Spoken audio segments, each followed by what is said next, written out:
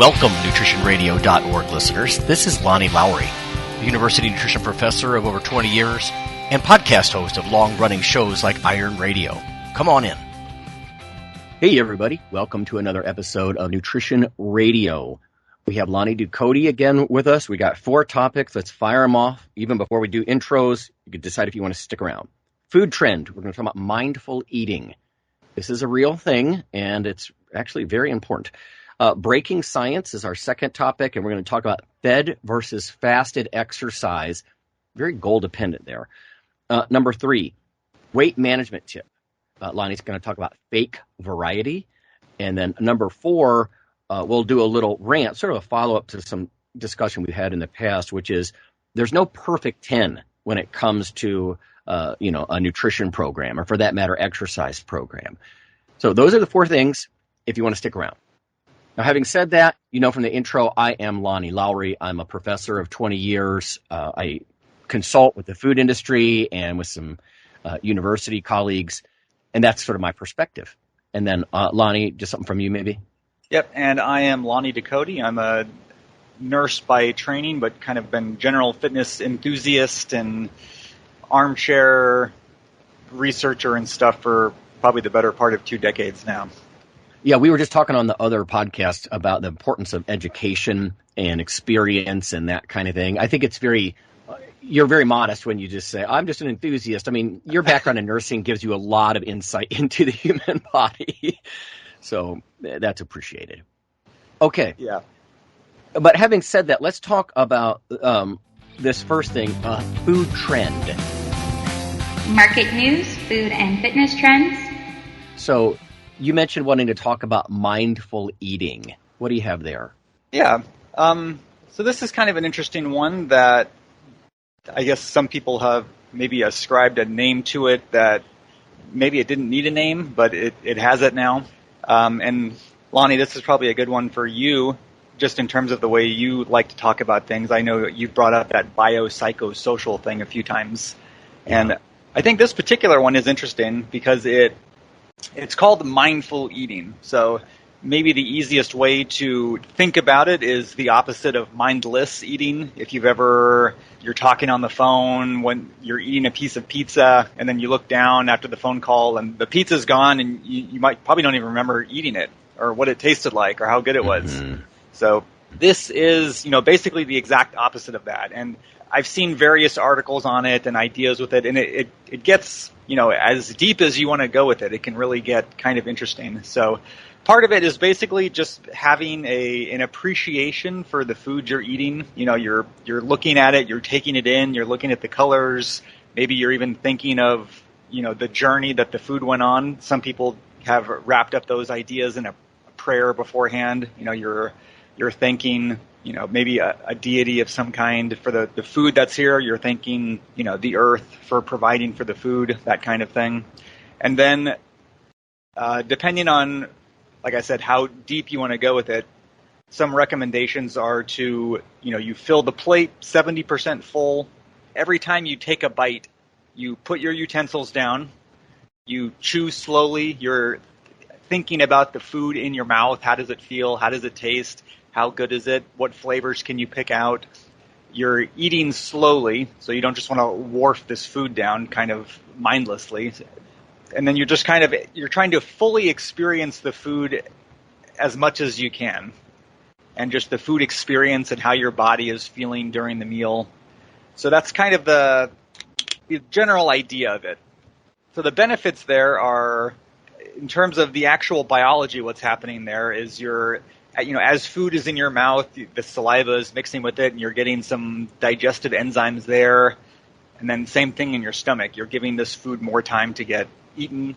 Yep. And there is some research out there that shows that there's a little bit of a delay between your food intake and the effects on satiety, how satiated you get from the meal, and how full you feel. So part of the reason you do it is so you don't overeat.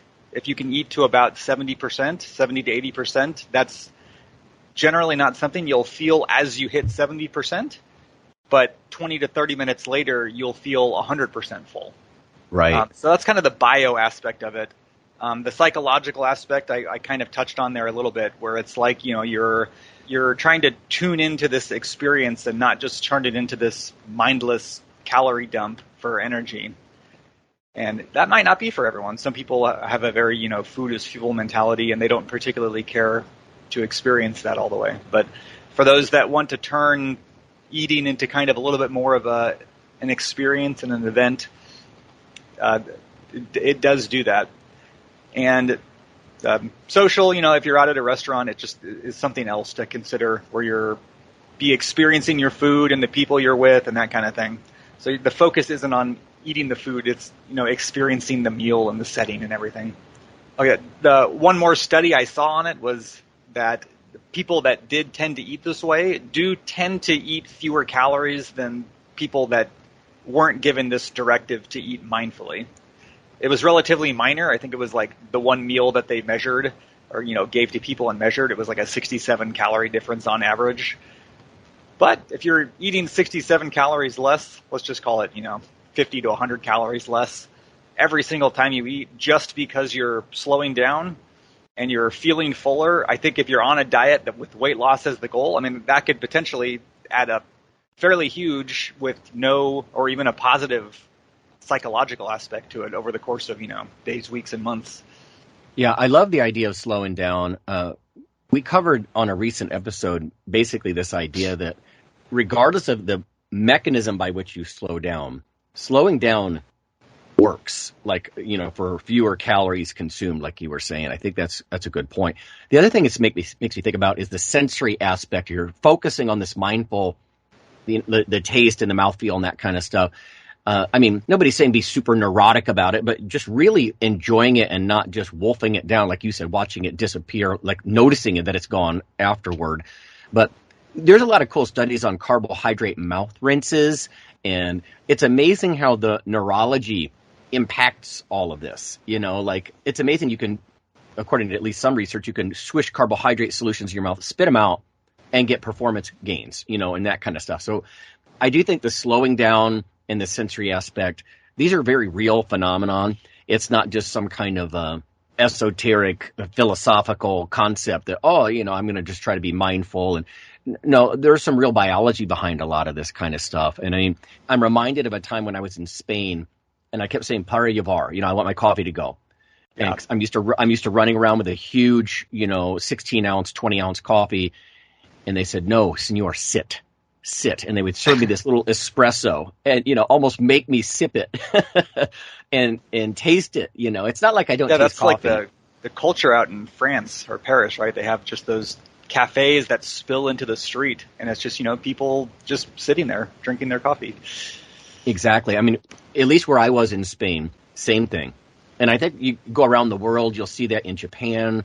There's a lot of sort of food rituals and presentation and appreciation of things, or even just, eating only until maybe you're 80% full, waiting for that kind of duodenal reflex, we used to call it. Food's got to start getting down into the different parts of your gastrointestinal tract, or even some of the nutrients hitting your bloodstream before your satiety kicks in.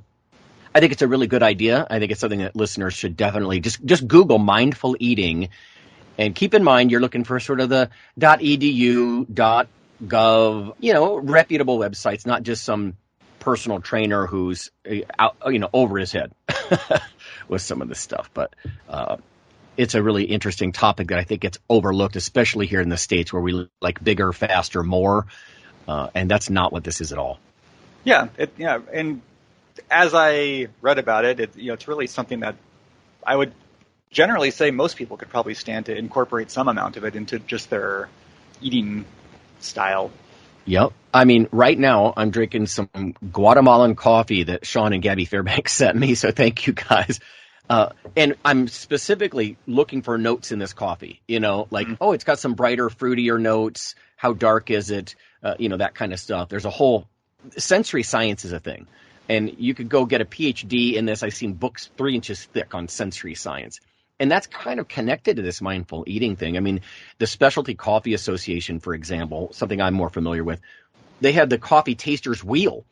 and you try to detect in it. You start with, is it roasty versus bright? And when you say roasty, do you mean roasty like a marshmallow or like a piece of toast? And when you say fruity, do you mean like raspberries or strawberries or blueberries? And then not everybody can go to the outer edges of this wheel. Not everybody's like a genetic super taster, but it's that kind of thing. It forces you to be part of it. And wine tasting is like that, cheese tasting, right? I mean, a lot of this, it really focuses on this paying attention to what you're doing. So I love this topic, actually. Kind of like meditative eating in a sense, like you're trying to zen in on your meal and kind of pull everything positive you can out of it instead of just, there's my 400 calories that I had to eat. But that's the Lonnie Ducote. Inhale your food. that old movie Coneheads from the 90s. They're just right. Right. That's funny, but it's a good point. Like meditation is often focused on the in breath and out breath, and this is just giving you a more interesting thing to focus on, I suppose, or at least more nuanced. Yeah, I think for people on a diet, like hunger is kind of the number one killer. That's why Ozempic works so well, right? It kind of kills that hunger drive, and so right. This is almost you're getting that same benefit out of it, amongst others, for quote unquote free. It's the number one thing that kills a diet is hunger. So if you can control that in some aspect, that's a huge win. Years ago, it's still on my hard drive. I could probably pull it up. I looked at a fascinating study where they looked at 1,000-calorie deficit that was kind of set up with a dietitian, and then they had these counselors using CBT, cognitive behavioral therapy, and they explored hunger in the patients. Like, tell me how it feels. Okay, your stomach is grumbling, or, oh, I'm a little shaky, or it kind of deconstructed this panic, right? When most people get hungry, it's very negative and they catastrophize almost like, oh my God, I'm hungry. Oh my God, it's so bad. Instead of, they got them in a good mental state and then let them be a little hungry. And then let's explore what that feels like. Long story short, it worked better. The CBT worked better than just the 1,000-calorie deficit, just cutting the food. And I see connections with this mindful eating, in all of that as well. They're just saying not just the taste of the food or the sensory, but what does hunger feel like? Slow down and don't panic, because honestly, I would think that anybody's in enough of a calorie deficit, and you and I have both done this, you do have to become a little bit okay with mild hunger pangs, right? Because if you're not a little uncomfortable, why would your body really change much, And yeah, I remember a mantra back in the day used to be like, hunger is the sign that you're burning fat. And I don't know if that's true 100% scientifically, but it was kind of that idea of like flipping it on its head to be a positive thing. Like, oh, right. Good, I'm hungry. That means my diet that means I'm actually in a deficit that's big enough to lose body fat. Right. Yeah. Yeah. No, I like it. That's a great idea. I hope it becomes more of a trend. We need more of that in the U.S. at least, for sure. There's definitely cultural differences there. All right. Our second one, we got breaking science on fed versus fasted exercise. Is this a new study then? Breaking nutrition science. It is, as of September 12th. And this is kind of adding to the growing body of literature on the matter. They had people train in a fed state or a fasted state and measured their, it was 1 RM squat, bench press, and deadlift after, I think it was 4 weeks. They had them, it was 29 people, and they had them on a 29-day randomized controlled trial. And they were assigned to, and these were people that had already been weight trained for at least 2 years. So not complete newbies here. And this is an interesting aspect. Sometimes you have to wonder, like, how am I going to get people to have high compliance for these kinds of challenging diets? So for this one, they actually did it during Ramadan, which is a religious fasting time period. I'm not sure the exact word to use there, but it's a religious fasting practice where you go for a month and you're fasting for an average of 14 hours a day. So it's very similar to like IF, where you have this self-imposed food window instead of just kind of eating ad lib throughout the day. So what they found was that people that trained fasted, irregardless of calorie intake, had no change in any of those numbers, the 1RM on the squat, bench, or deadlift. But the people that were allowed to eat and train, they had theirs go up an average of 4 kilograms on the squat, and this one actually says 7 kilograms on the deadlift. And that was over the course of a month. So 1RM is always a little tricky to measure just because so many things can affect them in that, 2 or 3% kind of range. If you can bench press 225 pounds, maybe you could have gotten 230 if you did something right, or if it's a bad day, maybe you're only going to get 220. But this is saying that on average, the people that were allowed to eat before the workout gained, 4 kilograms of weight onto their 1RM versus 0 on average for the fasted state. And then the body of the article here is kind of showing that is in line with other such research. That even when you control for calories, the people that are allowed to train fed generally increase their strength. The two groups generally see about a similar rise in body mass. So it isn't just about weight or, how much muscle you're gaining. There appears to be something there where having the nutrients kind of in your body is doing something other than just the calories in and of themselves across the time period there. Yeah, I'm reminded of a study where they did fed versus fasted cardio, because for many years I did fasted, like before breakfast, just a walk uphill on a treadmill, just get my heart rate like in the 120s, real mild, because I didn't want to screw with my workouts later in the day and whatnot. But the point is, they said, it doesn't matter if you're fed versus fasted. In this study, it was in women. It was only like 3 or 4 weeks long. And what you're talking about here with this one, it looks like it's about a month long. One caveat I think I would offer listeners is when we kind of offer our analysis of this, that is probably not long enough to see measurable changes in body composition. A lot of the body comp techniques, underwater weighing and skin folds and bioimpedance, even DEXA, 4 weeks would be right at the threshold probably that you could see much going on. So it depends on the calorie deficit, of course. And, if there's a huge calorie deficit, perhaps. But I really would like to see longer studies when it comes to the body comp. Now, what you're saying with strength, I'm on board. You made a good point about even those, there's a plus or minus when it comes to 1 rep maxing. Even when you try to warm up on a standard way and give them 3 attempts or whatever it is you're doing, they do the best they can, but there's going to be some very natural variance there that's hard to control. But I buy in a little bit more to the strength numbers that you just talked about than if they were looking at whole body or, regional body fat changes and that kind of stuff. Because over a month, it's just not a very long period of time. I mean, we've done episodes on the grim realities of the numbers behind fat loss. And usually you're talking about stuff that takes quite a long time. And I think it would blow a lot of people's mind to realize that even in an exercise physiology or nutrition lab, typically we say minimum of 8 weeks, 6 to 8 weeks before you can see measurable changes. Now, usually that's with like that kind of more mild 500 calorie deficit, granted. But yeah, and the study that with the women and, it didn't matter fasted versus fed. Part of it comes down to, are you interested in the acute effects? You're sort of assuming that they add up. And I did make this assumption that on a treadmill, and I remember doing this when I was writing for Biotest, I literally got on the treadmill, I'm breathing into the metabolic cart, and you can see my fat fat oxidation was like 90% of all my calories burned were like the carbons on my breath, the CO2 on my breath was because of fat breakdown. And then if I ate carbohydrates before I did that, and this is a classic lab activity in exercise science, you can see that you shift to carbohydrate metabolism. Or if you exercise really hard, you actually cross over to carbohydrate metabolism as well.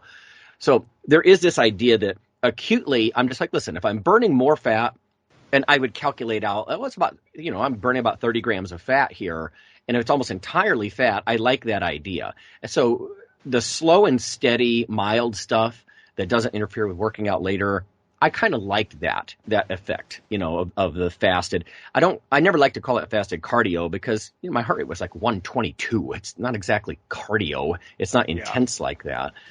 having said that, yeah, people get lean by doing interval stuff. And, you might say, well, if you're burning carbs when you sprint and you do interval work, how do you get leaner?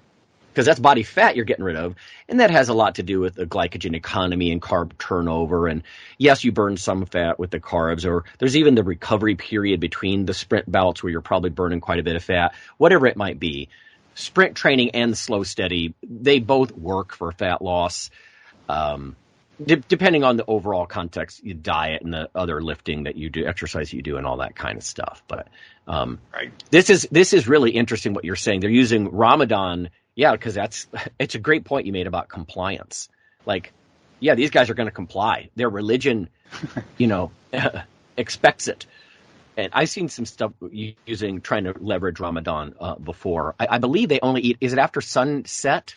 After sun goes down, and then they can eat sort of ad libitum. But it's interesting that the fed state probably does help with strength gains. I would think it would help with muscle mass gains. We both know Phil Stevens. Phil's always about, listen, there's all this post-workout nutrition stuff that used to be so popular. He would buck the trend and be like, I'm all about what I eat before I go into the gym because I'm going to be there a long time. I want to do more sets. I want to get more intense. Yep. And he would try to eat the carbs and stuff before he went in. And, when your goal is performance, like those powerlifters, that makes a lot of sense to me. I would still say if your goal is fat loss and you're doing what I was doing, it probably is a good idea not to eat a ton. Like, I would think that slamming some Gatorade or Powerade and getting a bunch of sugar in you right before you go try to do slow, steady cardio, that's not a good idea. I wouldn't think, in my opinion. But well, hey, tell Phil I found an easy way for him to add 7 kilograms onto his 1RM deadlift. There you go. Yeah, it's kind of confirming. Yeah, go eat, man. Go eat before you.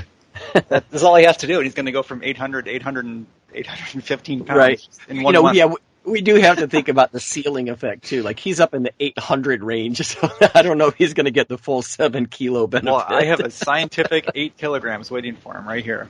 That's right. No, that's interesting stuff. And it does bring up the idea of peri-workout nutrition. I think you need to, depending on your goals, if your goal's muscle and strength gain, you might want to just eat throughout. Pre, mid, I wasn't going to bring this up, but since you kind of brought it up earlier about those carbohydrate mouth swishes.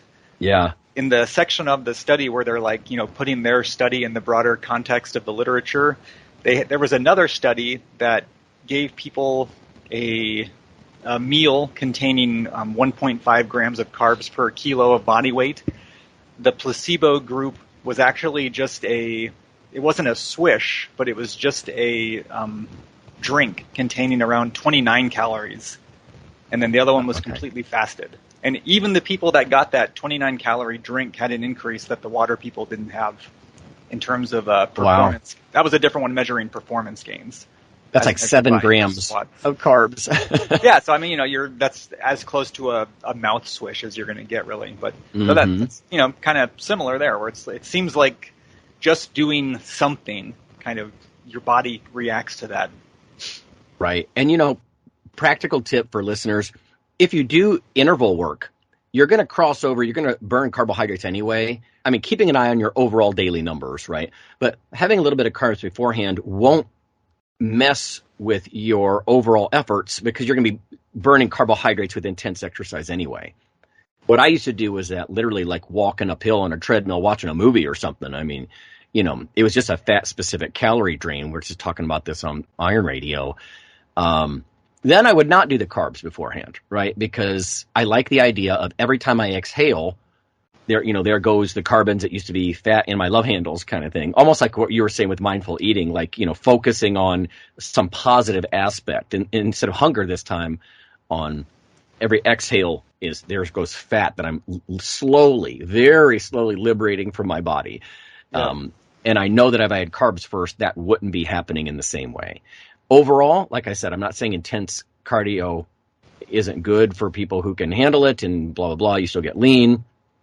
But it's cool to think at this, combining. I always look at nutrition as the other side of the coin with exercise when it comes to wellness and fitness and everything. And in fact, that's how the internet really presents this a lot of times. They don't present nutrition just as dietetics. They present it through the fitness channels. Like in podcasting, it's like fitness and nutrition. And I do think meal timing, fed versus fasted, it is a real consideration depending on your goals. So that's a cool one. Yeah, I wonder how many people, like compared to maybe the 80s or 90s or even before that, like how many people just diet now versus, when they want to lose weight now, it almost seems like mandatory that you have to be on some kind of diet and exercise. Yeah. And that's or good. My mom has some book from the 50s where it's like, lose weight with like these comically low. Maybe I'll take a picture and send it to you or something, but it's the so-and-so's miracle diet from 1955, and it's like literally, breakfast is a half a cup of cottage cheese, and then lunch is an egg with half a slice of cheese, that kind of stuff. But there's no mention of exercise or anything in it. Well, or even like I remember the grapefruit diet. Like my childhood extends back into the 70s, right? Really? The grapefruit diet? That's a bad idea. I'm sorry, that's just a bad idea. All around. There's no protein in it. Like you're probably messing with, hepatic metabolism of all kinds of things. Just I'm not sure that's a good idea. So yeah, you're right. People used to just diet, and I've always rolled my eyes at this concept that I can semi-starve, periodic fasting, however you do it, and pay my dues for the next 6 weeks, lose, I don't know, let's say I lose 8 pounds, 10 pounds in the next 6 weeks. Some of that's going to be muscle mass, of course, but I'm happy with my new low body weight, and I can go back to my old ways because I paid my dues, and now it's like, no. Metabolism is dynamic. You've slowed your metabolism. You've lost some muscle. Your thyroid function's different, blah, blah, blah. You're going right back to where you were and probably a couple pounds heavier. Bad idea. And if you want long-term, the rule of thumb, I think, is diet can induce great magnitude of change, but it doesn't last typically. Exercise, lower magnitude of change, but it lasts a long time. So if all you did was exercise, holding everything else constant, you might lose just 2 or 3 pounds, but it would be more or less permanent, right? So that's why, like to your point, people are like, oh, I can combine these two. I can get the magnitude of change by putting less carbon in my mouth, less food in my mouth, and then I can get some longevity with the exercise. And there's a famous graph I'm fond of. I might even put it on the newsletter when I send it out. And it shows the people who just did diet and how badly they rebounded, and the ones who included exercise and how they kept most of the weight off, right? So that's a really good observation, I think, that fewer people just diet now because it kind of doesn't work in the long run. It's interesting how that I don't know if that's a trend or whatever, but it's just that's just kind of how nature works, right? Like there's no, and especially with my kind of medical background and way of thinking, it's like it's always there's a benefit and there's a risk and a cost to it on the other end. With essentially, the older I get, the more I just see that in everything. It's like, what are you getting? What is it costing you to get this benefit? So, okay, or maybe if you even go on a super low calorie diet and you're losing 12 to 15 pounds in that week, what is that costing you versus just losing 8 or 10 pounds in that week? Yeah. Your I appreciate and your everything like that. No, absolutely. I appreciate talking to you because in physiology, we'll talk about biochemical pathways and all this stuff, but you're going to be more focused on clinical relevance. Is this enough to matter? What's the side effect going to be? As opposed to, sometimes in physiology, we go down these rabbit holes with, oh, this should lead to the X, Y, and Z. And sometimes it does and sometimes it doesn't. Something can be logical but not pan out to be physiological. So yeah, clinical relevance and the magnitude and, like you said, with the cost of what you're doing, it's got to actually matter. Like I imagine, when you work with a patient, it's something actually has to have clinical benefit or you're not going to bother. You're not going to explore some nuance anyway. Right. Especially if there's side effects with it. Yeah. Yeah. Okay. Let's move on to section 3. Weight management tip. I'm curious to hear about fake variety. Weight management tips. What do you have there? Yeah, so this was something that really helped me back in my bodybuilding dieting days, where you're really trying to follow this strict diet that tends to be very similar from day to day. So if anyone ever has told you, oh, I can't eat that, I ate that yesterday, or, oh, let's not do Mexican food, I ate that 2 days ago. Like, this really isn't the kind of diet for them, because I was on that get shredded diet, and I literally ate the same 3 meals for who knows how long, months and months and months and months and months. That's for a variety of reasons, just because they're easy to manipulate and whatever, but it does get a little monotonous and boring sometimes. So what I started doing was something I used to call fake variety. So I would eat 3 eggs with cheese and avocado. So that was kind of like the meal. And then I used to have like a cabinet full of hot sauces. So that was the way I would change the meal. So I would, one day it was Cholula, then it was Tabasco, then it was, pick your favorite name brand. But I used to have a cabinet full of little hot sauces. And then one of the other meals I used to have was the beef, cheese, and avocado, little hamburger patty. And you can also rotate out the cheese style. So sometimes it was Swiss or Havarti or cheddar. And then I also, for the hamburger patty, I used to have a little bit of barbecue sauce on it. So that's just kind of a little tip in terms of like, if you find a diet that's generally working for you, but maybe sometimes gets a little boring, try and find a way you can change it in that manner. Some small detail that changes like the taste profile, but you don't have to worry about how it's changing the overall structure of your diet and what you're eating. Yeah, I like that. I did something similar when I used to diet, and I think listeners should realize when Lonnie and I are talking bodybuilding competition, we would do ridiculously disciplined things I don't expect most people to do. And I'm not patting us on the back. I'm just saying it's, when you're going to stand on stage in your underwear in front of 1,000 people, like that's highly motivated behavior. But I would do something similar. Like once I got down, like all I would eat would be like, I would have like a chicken breast or 2 and half a plate of broccoli. And after a while, you get that behavior down, like you said, then you can nuance the variety. I would use other fibrous veg. Okay, green beans for a while, or cauliflower. There's different approaches to or asparagus, so you can mix it up. Probably getting more variety in your diet in that way, I think, is helpful because it's not just the fact that it's a fibrous veg, but, there's different nutrient composition to some extent and that kind of stuff. But I like your idea about the different condiments too. I mean, my gosh, you could make a meal, whether it's eggs or chicken or something that's sort of a blank canvas. You could turn it into almost anything flavor-wise, like from around the world, make it more Mexican in orientation or more, Japanese, or you could probably go lots of directions just with the condiments. Yeah, with chicken and rice or something, you could make that chicken is much more amenable to like spices, I found. Generally not so with beef, or at least, with my level of cooking skill. Where, chicken, you could sprinkle some Italian seasoning on it, and then they have, buffalo sauce. And then rice, you have like saffron rice and Mexican rice and regular rice and sticky rice and jasmine rice. So there's a lot of little ways to keep the thing you're trying to eat the same, but change the experience of it, almost along that mindful eating again. Where it's like, oh, I'm eating a Mediterranean dish today and then a Mexican dish tomorrow, but it's all the same actual food items. Can I ask then, it sounds like you and I might have had a similar experience in that we started with just the one thing. Like, this is what I'm going to do. I'm going to get this behavior down. Then you start to tweak the variety. Or did you start with the different condiments and stuff right out of the gate? No, I didn't.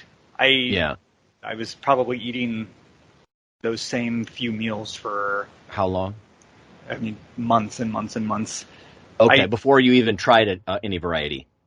Yeah, probably. That was kind of my psychology back in the day. I just wanted to dig into the nuances of that because I do think it's probably behavior-wise a pretty good tip that get down before you try all this variety. It can be very confusing. Well, Lonnie, do you want me to eat the asparagus or the broccoli or the cauliflower? Or, it's like, how about just the broccoli for a while? Or like to your point, like Just the avocado and the eggs and the cheese, just get that down. Then when it starts to bore you, you can try different cheeses, or different hot sauce or whatever it is. Probably good to get something down first. And I can see that happening with exercise as well. Like get down a very base routine, just maybe literally 3 to 5 movements. Do that for a while and then start to realize, yeah, I can swap out one movement for another. Just like you might swap out one hot sauce for another, or I might have swapped out one fibrous veg for another. But I do think it's probably good not to start off with too many choices, because then it's going to leave you floundering, Yeah, you get a little analysis paralysis. So I like it. I never heard it. Is that a Lonnie Ducoteism? That's a Lonnie original right there. Nice. Yeah. So, and it's true. To an average person, they might be thinking, you guys are crazy. Like, this is such a minor thing. That's still the same meal. You just got a different hot sauce or a slightly different vegetable. Or it's like, you know what? It's all mindset, right? You want to comply with something that's really strict. So that was kind of what I was after. Right? Was to have a different experience, but keep the meal the same. I was just going to say, I would offer that extreme lack of variety, which is really what you're dealing with here with a diet like that, is generally not healthy for the long haul, right? No. So it is good to introduce some more variety over time and not do something like this for too long. But when you have to comply and you're trying to lose a lot of fat for a athletic contest or whatever it is, I mean, I would diet for 20 to 24 weeks. That's half a year, But after that, no, I would really open up my dietary variety for sure. I remember reading, I don't quite remember the group that they were measuring, but like it was athletes or something only ate 20 or less foods as a matter, like their entire diet revolved around less than 20 food items. I've heard that before. Like average people, I think, consume like 15 things in different rotations, probably with the, Lonnie Ducote is a fake variety. They just mix it around a little bit. Full ranch Doritos and then the nacho cheese Doritos. And then that's right. It's not exactly right. Quite the same thing. But people are such creatures of habit that I think we overlook, like even just from a vegetable perspective, oh my goodness, how many things people don't eat. They say they don't like vegetables. It's like, that's because you eat these gray looking green beans out of a can. Gross. Right. I mean, you could be eating all kind of artichoke hearts. I mean, sun-dried tomatoes. You could go down this amazing list of different things from around the world, and people just aren't doing it. And I think if I had one rule for nutrition that's one of the most important, it's variety. But to your point, you're talking about compliance, target date, and if you want to hold to a diet, fake variety, I think that's a viable option, man. Okay, we have one last section. And we're going to expand a little bit on your previous rant, I think, right, about how there's no perfect 10 when it comes to a diet plan. Rant, product review, or recipes.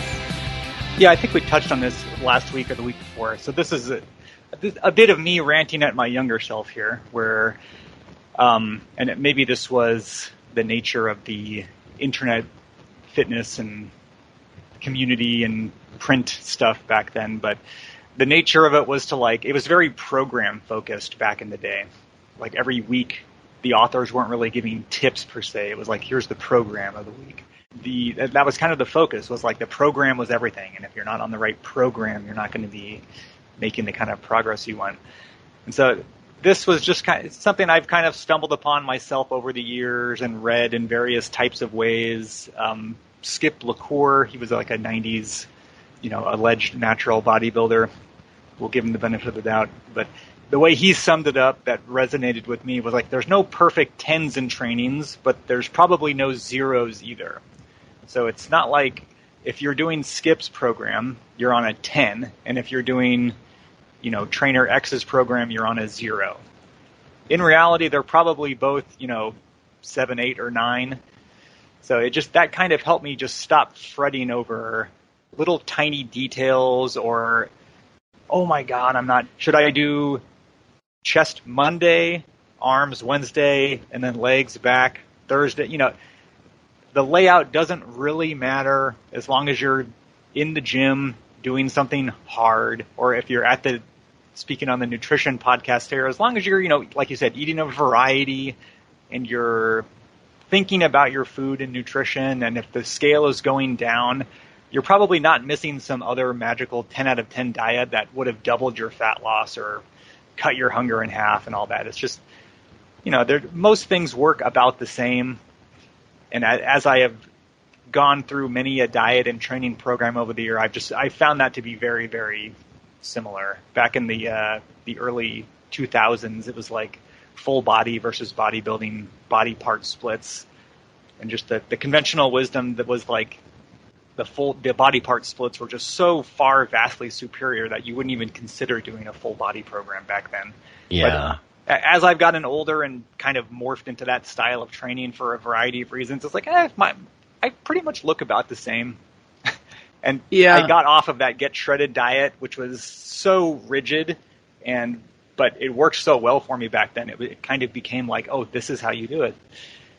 But as I got a family and kind of moderated my diet to fit in a little more with the family plan and schedule, it's like, I could just eat a little bit less of this food and still lose weight. I don't need to be eating 4 food items for 9 months at a time to do it. That's how I look at carbohydrate restriction, frankly. My wife and I have just tried almost a keto-like diet, and we're just like, this is not for us. I'm not currently competitive in any way. I know a lot of people, they'll do keto regardless for general weight loss. And I just, like, to your point, I just do carb-reduced diet, lower glycemic carbs, that kind of stuff. But what you're talking about, I think, it's the mature approach, which is more moderation. And, once you learn what the landscape, you can make modifications. But unfortunately, I think in America, moderation doesn't sell. So like you're saying, these magical diets you talked about in the past are expecting a perfect 10. I could have lost twice as much weight. Now, all those diets, to your point, I think last week or the week before, all those diets involve eating less than you burn. Or with exercise, all these weight training things and people trying to gain muscle tissue, which I think anybody should do, regardless of whether or not they're a bodybuilder, of course. Progressive resistance. Can you move heavier weights over the months? That's going to be very important as far as making progress or having some marker of progress. Maybe it's doing more sets in a shorter period of time or whatever it might be. But yeah, these underlying principles, training principles, are very similar to diet principles. Overload, reversibility. A lot of these things apply to both. And it's a good point about a lot of people thinking, oh, I screwed up. I should have chosen that diet versus this one. It's like, people are genetically geared, I think, to benefit from some diets more than others a little bit. But yeah, these underlying principles like negative calorie balance, or positive calorie balance if you're trying to gain, like these are still hugely the driver of the benefits that you're going to see.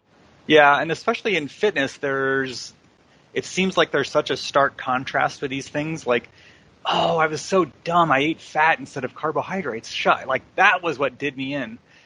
And like, they attach these fancy names to them and stuff. And there does seem to be such an extreme difference in it where it's like, one person is high carb versus keto and the foods that they're eating look totally different. And, you're eliminating entire categories of food as if, and like for some people it works. But kind of going back to your biopsychosocial thing, it's like, that's just the way their body likes to do it, really. Like, it's not like if you had done it, that would have been the 10 out of 10 thing. That as long as you're doing something and the scale is going the way you want it to go, that's probably as good as you need it to be, unless you're looking to be one of the best in the world at it. Yeah.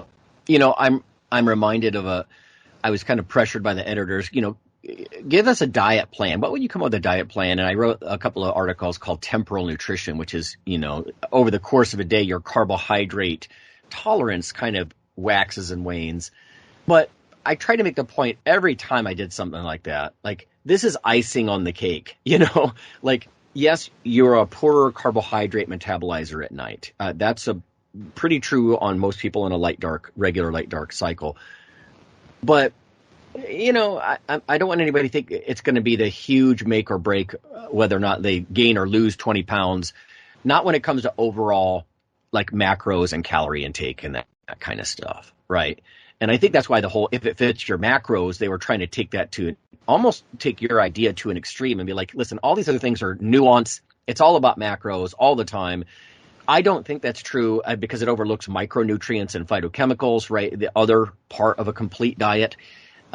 You still have to think about those things if you want long-term health and longevity. For a target date diet, yeah, a lot of it is driven by macros and therefore calories, right? 449, carbs, protein, fat, calories in a gram. I get it.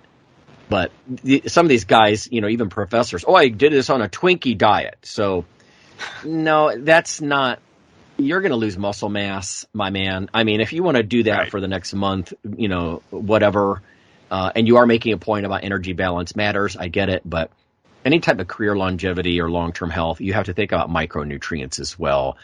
So, I think when you say nothing is a perfect 10, I'm totally on board. What I don't like is when the IIFYM people or some of these other extremists, they try to say, really none of it matters but the macros. And no. Right. And because even the diet that you were on that was all avocados and cheese and eggs, man, you're missing a lot of stuff as far as micronutrients on that. So it's great for target date. And I just think the listeners know, like when Lonnie and I talk about competition bodybuilding diets, we're trying to get down into low single digit % fat. I don't know how you felt, but I was under no delusion that I would hold it down there. I didn't think it was healthy at all. In fact, I would go get like a Dairy Queen Blizzards for a couple of weeks to put some fat back on, and I enjoyed it. I love Blizzards, but yeah, it's the kind of thing where you need some maturity in a lot of this stuff. And after you try a couple of diets, you'll see what we're talking about. Nobody wants you to be that extreme unless you want to be, and you get some professional advice and that kind of stuff, some education on the topic. But yeah, by and large, the way either of us have dieted or other people in the past, there's lots of ways to skin a cat there. Yeah, so that would just be, like I said, I'm kind of ranting at my younger self there, where it was just the thing you're doing. It's always so easy to look at something else and kind of think like, wait, they're training twice a week. That has to be better. That's closer to a 10 out of 10 than what I'm doing at just once a week, right? Or, they're eating carbs and I'm not eating carbs. So is that better than what I'm doing? That's probably a natural human inclination that gets ramped up to 11 out of 10, let's say, by the marketing world, that they want you to think that you're on some 4 out of 10 program so that you come by their 10 out of 10 program. Yeah, ulterior motives. Just be wary that if you're getting results, there's probably nothing out there that's going to get you much more results if you're already on the path to success. Right. Not to salivate over that thing on the other greener lawn over there.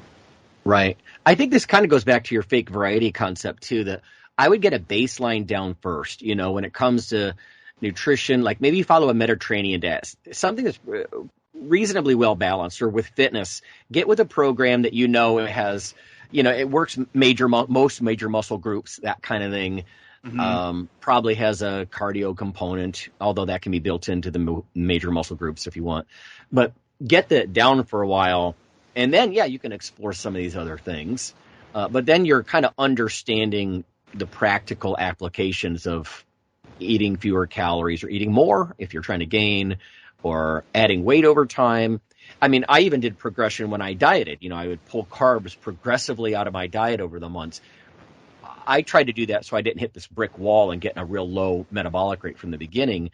But, people are different in how they respond to things. It is good to get some kind of basic down and then start to tweak. And, to your point, not expecting any one of these things is going to be a perfect 10.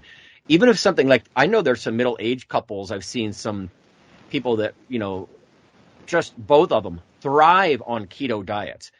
Great. Luckily both of you can do that, and you have social support from each other, spousal support, whatever, if that's your approach and you can stick with that, good. I think compliance is huge. Cause if you can't comply with something, I imagine in your field, like if someone doesn't comply with their meds, things are going to go bad, and Same thing with nutrition. If you don't comply, if you're trying to do one of these diets you think is a 10 because you were sold on it, and you're like, I just can't do it.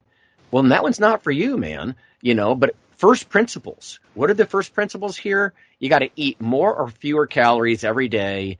Yes, keep an eye on your macros, because I don't think a calorie is a calorie across the board. Protein is quite different in its metabolism. I think protein should also always be an important concept as far as maintaining your muscle mass.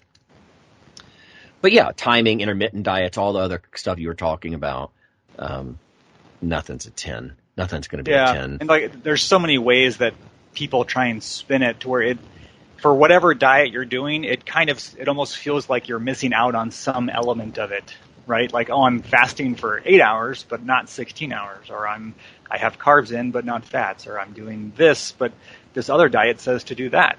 So there's no diet can incorporate every dietary, nuance there. So it always seems like there's some other diet doing it differently than you. And that's, I think, human nature to kind of be like, well, wait, is that a better way of doing it than me? Right. Like you said, grass is always greener. I don't like the fact that this could make people feel bad about what they're doing. It's like if you've just jumped on a Mediterranean diet, or, you're going to try lower carbohydrate, which I think is probably a good idea. Whatever it is you're doing, you shouldn't feel bad because some marketer told you he's got the new revolution. He's got the new solution.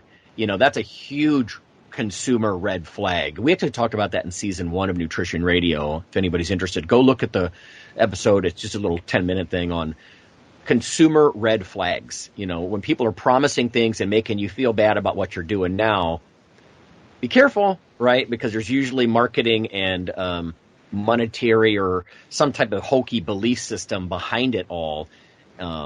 You should not be feeling bad because you're trying to learn and progress, and you should be informed. Talk to people who know what's going on.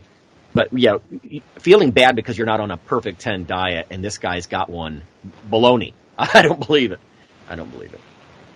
Right. It also is kind of like a little bit of a protective mechanism against the baloney detection kit. Right. Yes. I think that was Carl Sagan used to call it. Yep.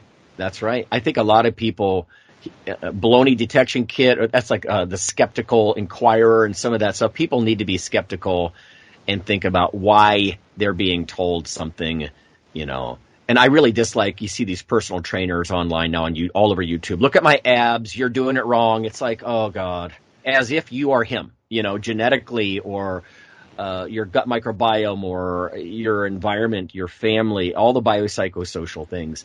You are not him. Even if you were him, there's probably something that works just as well. Yeah. There's probably an exercise that accomplishes the exact same thing that looks totally different.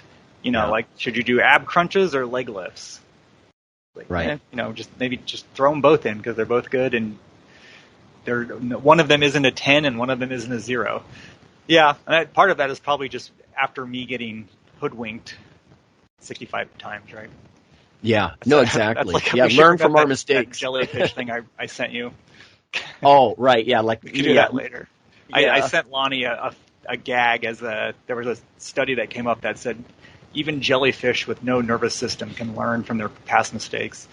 Right, but people like to double down. Well, and yet I keep making the same ones over and over again, so what does that say about me?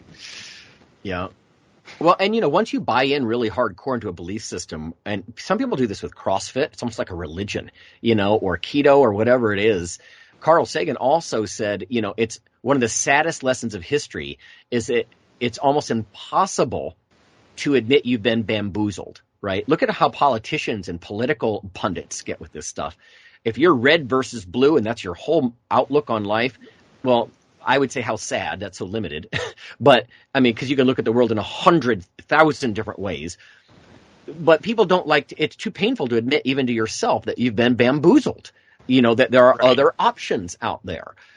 Nobody wants to admit that they've submitted to some authority figure.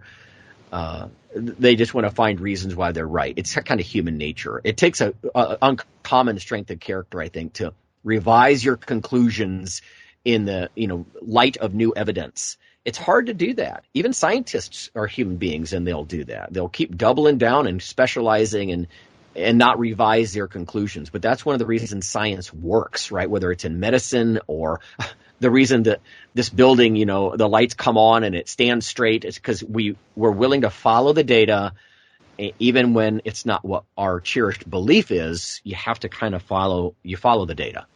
And science doesn't care what you want. There's not going to be any perfect solution. That's not how nature works. Mm-hmm.